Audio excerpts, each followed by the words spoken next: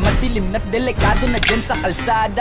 Ako ang bahala sa kanila, hindi sila mapapahamak. Paupuin mo sila sa sofa tapos paikutin mo yung dala mong alak. Sarado mo ang pinto, may gagawin ako. Huwag kayong aalis sa kwarto, may kukunin lang ako. Kailangan pagbalik ko ay nandyan dyan pa rin kayo. Kasi hindi lang kayo ang tao, mamaya may bisita rin ako. Taas ang kamay at walang kikilos ng masama. Kung ayaw nyong isa sa inyo ang tumumba at isa sa inyo ang tumaba, lahat ng ito ay plinano ko una pa lang, hindi nyo ba nahahalata? Humanda na kayong mamatay sa kamay ko ngayon ay wala na kayong kawala. Wah! Nandito na kami, asa na sila, lumalalim na ang gabi. Handa na alak at walang ititira, kasi kapag ako ang tumira walang matitira tabi. Taas lang ang kamay, akin na to, huwag ka na pumalag, baka na akin na mo. Ibigay mo na lahat, ako nagsabi sa'yo, huwag ka na magbakaawa.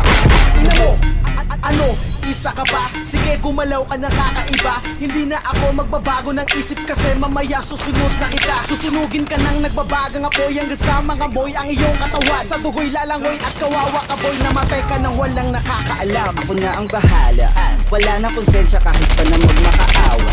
Gagawin ko to sa harapan nila kahit na sa paningin mo di tama. Takpan mo ang bunganga, wag ka nang magsalita. Kung di mo masigmura, di ka na makakatakas sa akin kahit na ikaw pa ay magmakaawa. Sumigaw ka man ng malakas, wala nang makakarinig sa labas. Lahat ng kasama mo nakakantusay na pinabuhusan ko na din ng gas.